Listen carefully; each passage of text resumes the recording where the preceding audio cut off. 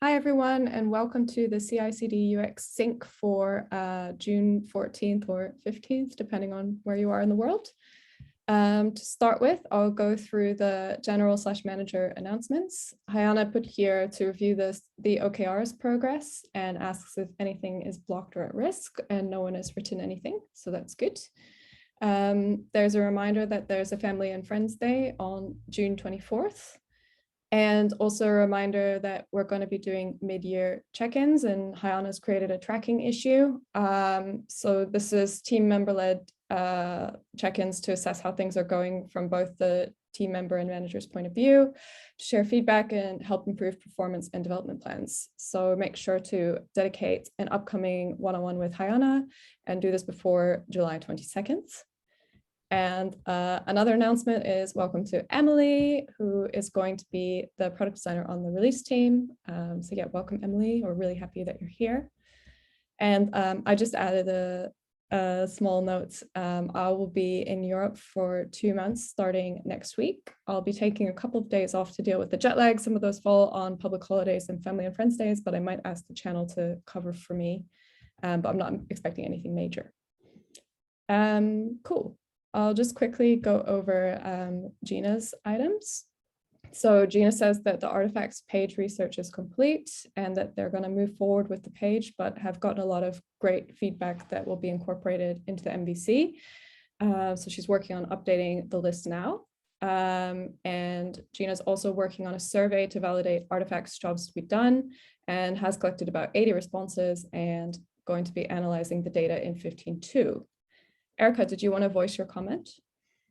Yeah, I just wanted to ask Gina the question of, there was some difference that Jackie was talking about between self-managed and SaaS users. And I'm just very curious. So if she could respond there, that'd be awesome. Cool. Next from Gina is the new runner list view research, which is in progress. So she's done unmoderated research, and it was purely on quantitative data on the usability of the new view versus the old view. And she's holding sessions with customers to get qualitative feedback in a couple of weeks as well.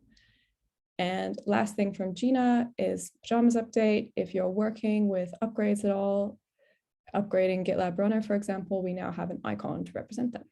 So that's cool. Sweet. I'll move on to my stuff. So I recently completed the analysis for solution validation for the container registry cleanup policies. This feature allows you to set policies to automatically remove items from the registry to save storage space. And this is very similar to previous solution validation I've done for the package registry. So the findings were not super surprising, but one thing that I didn't anticipate is that users want to make a template of their policies and apply them to other projects. Erica, you had a comment. Yeah, I think that's so awesome. And I want us to be able to elevate that in a report brief way.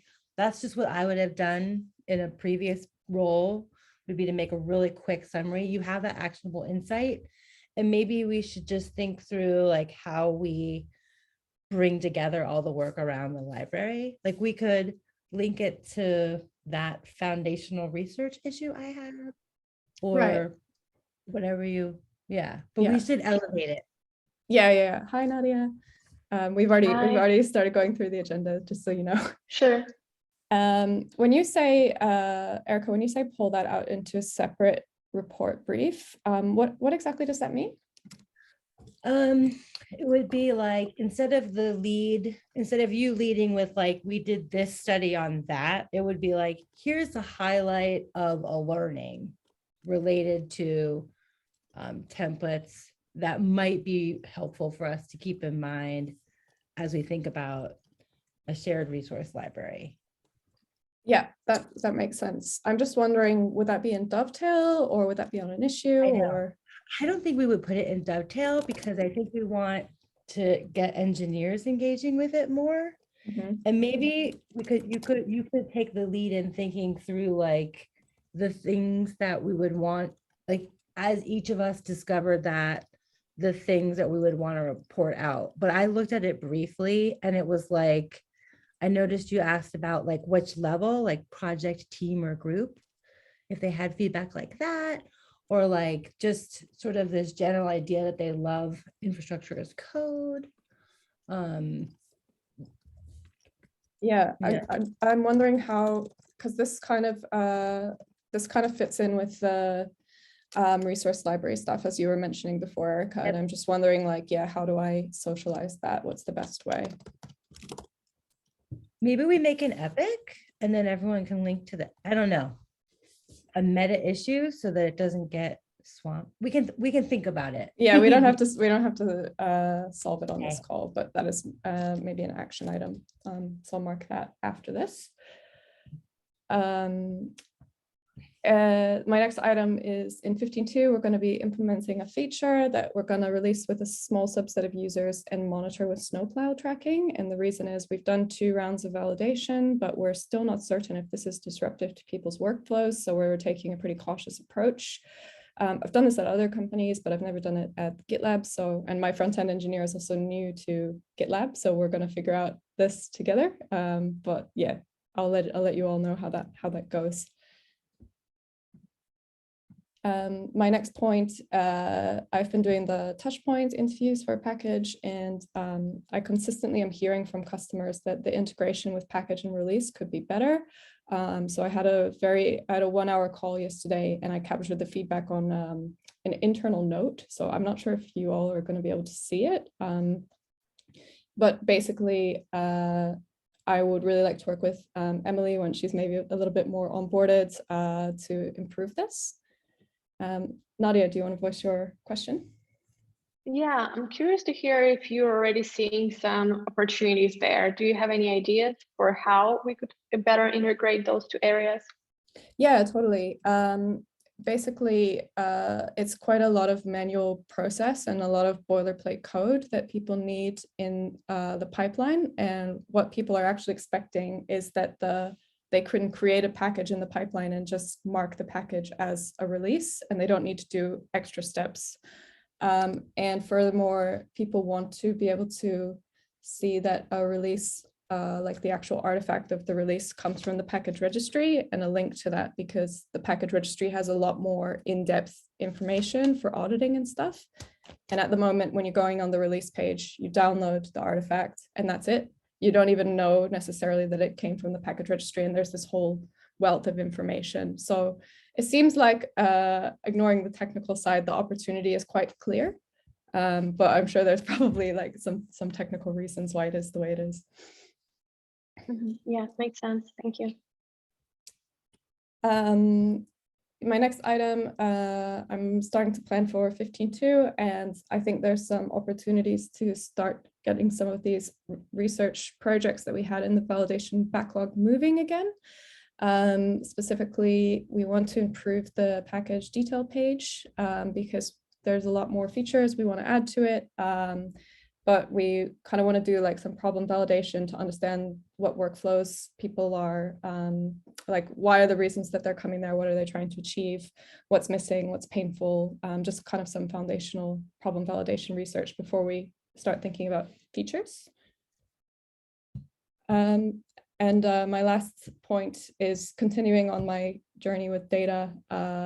I'm going to try to implement the missing front-end events tracking. So that's click tracking for package. We're only tracking like 20% of the things that people click on at the moment.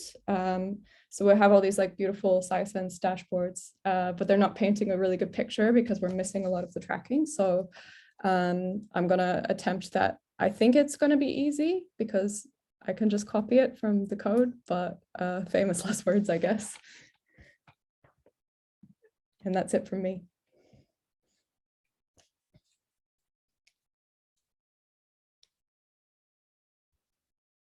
I see Erica is writing something, or do you want to keep it read only? Okay. All right. So in 15.3 and this milestone as well, like the remaining week, I'll be focusing on the pipeline components and MVC solution validation.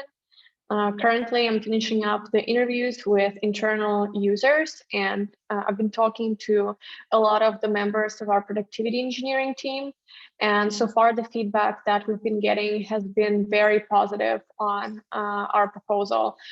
We are getting lots of ideas for improving the further iteration of the feature, but it seems like our direction, a lot of the choices that we've made so far are on track and seem like the desired behavior. And also there's a lot of interest from the engineering productivity team to dog food our product. We already have an issue where we will be tracking that. So we expect that we'll start the implementation in 15.4 if everything goes well. Depends on how quickly we can go through the planning breakdown. Of course, there can be unforeseen challenges, but let's hope. And then we will be able to dog food it with our productivity engineering team.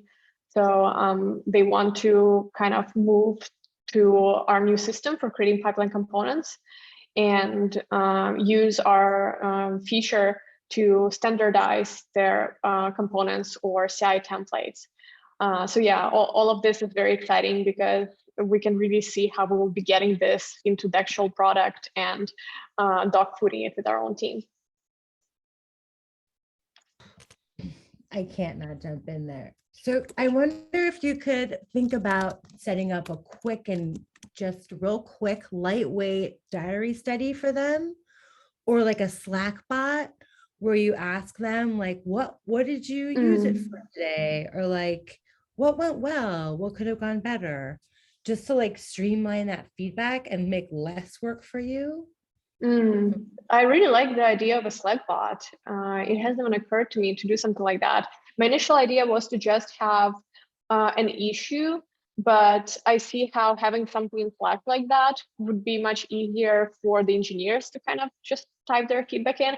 So maybe there's a way to somehow connect it. Maybe we have a Slack bot and then somehow pull all of that into the issue, because I want to make sure I can actually like grab all of that information that is coming in and have it documented somewhere.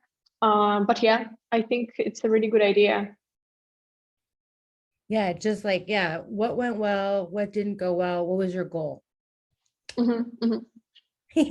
Awesome. Thanks, Erica. Always with your nuggets of wisdom. I love it. Okay, another thing I wanted to share is around the recently added guidelines for in-product reference information using drawers. So we've added some really basic guidelines outlining what kind of content you should put into the drawers, what kind of content you shouldn't put into the drawers, and how all of that can be implemented either by pulling in documentation directly into the drawer, or you can also have your own custom content that you write, but it still has to adhere to the content guidelines for our documentation. And we want to actually store it in a markdown file in the docs repository. That is being done to make sure that we can actually test the changes to help content using the documentation pipeline, because it does all kinds of helpful linting and whatnot. So following up on that, I'm revisiting the pipeline editor drawer to make it more helpful to our users. So there's been a lot of hype around the pipeline editor drawer. I feel like so many people who are interested in it, like, oh, it's so nice, it's this help info, and then we start tracking its usage, and honestly, it's very low compared to the overall pipeline editor usage. And I think there can be like many different ways to interpret it. Like maybe our users just don't struggle when they're going through the flow, which I don't think is the case. Or also maybe it's not very discoverable. It's not tied to, you see the cat behind me? Maybe it's not tied to a specific task that they're working on. So we're kind of like not helping them with something specific. It's very generic. And if you look at the guidelines that we put in place, we're saying that we shouldn't create generic help drawers, like here's help on all kinds of topics that you might think of. Instead, it should be tied to helping the user perform a very specific task. So Yeah, basically, I want to like take a deeper dive on the metrics that we've gathered, because we also start getting metrics on all of the links inside the drawer. So we can see when the user clicks into the drawer itself, what are they reading about? And so far, it looks like the leading links are CI examples and also the YAML reference, which is something that we would expect. Sorry, I have to rip her off. It's my first time owning a cat. I can't discipline her. She's just climbing all over me. Yeah, so I want to take all of this data and I don't know, maybe we could do some additional solution validation as well to gather some qualitative data around this. But my next step, I think, would be to do some experimentation there with the content and try different ways of surfacing different information. Yeah, so basically we learned that it seems like it's probably not helping our users as much as we thought it were. So I will be looking into it and see what we do next. Hopefully we can improve it from there.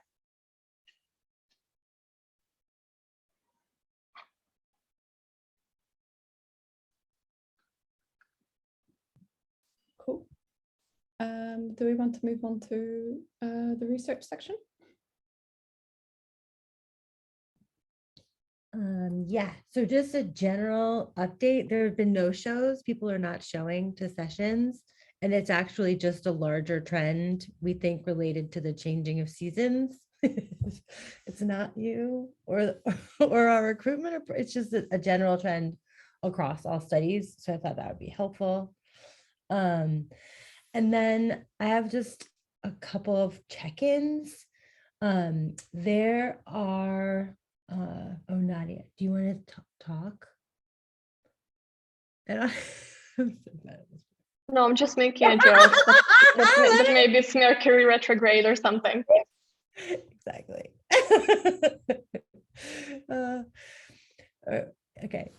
And then so if you guys could go into and link the research or the studies that you've been doing, the research studies you've been doing that I should include in the registry and synthesis. I'm still really wanting to do that, to kind of go through. So if you have them and you link them in that issue, that's where I go back through and do like a crosswalk of all the findings for the studies in terms of our big research questions. We like put those together when I first started. And then because we validated our product direction with the KubeCon survey, we're like good with those questions. So it's just, if you have other studies that you've completed or when you do, just a reminder, because I was kind of thinking about it.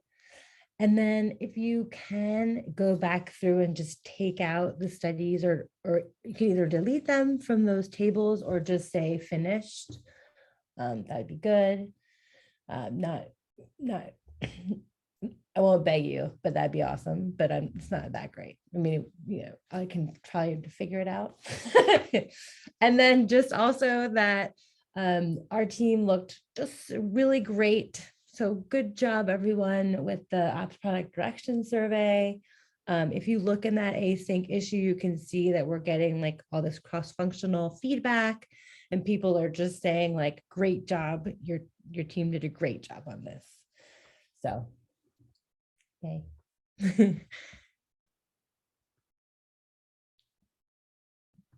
Nice. Anyone have anything else they want to chat about? No? Okay, great. Well, thank you both. And yeah, speak to you soon. All right, bye.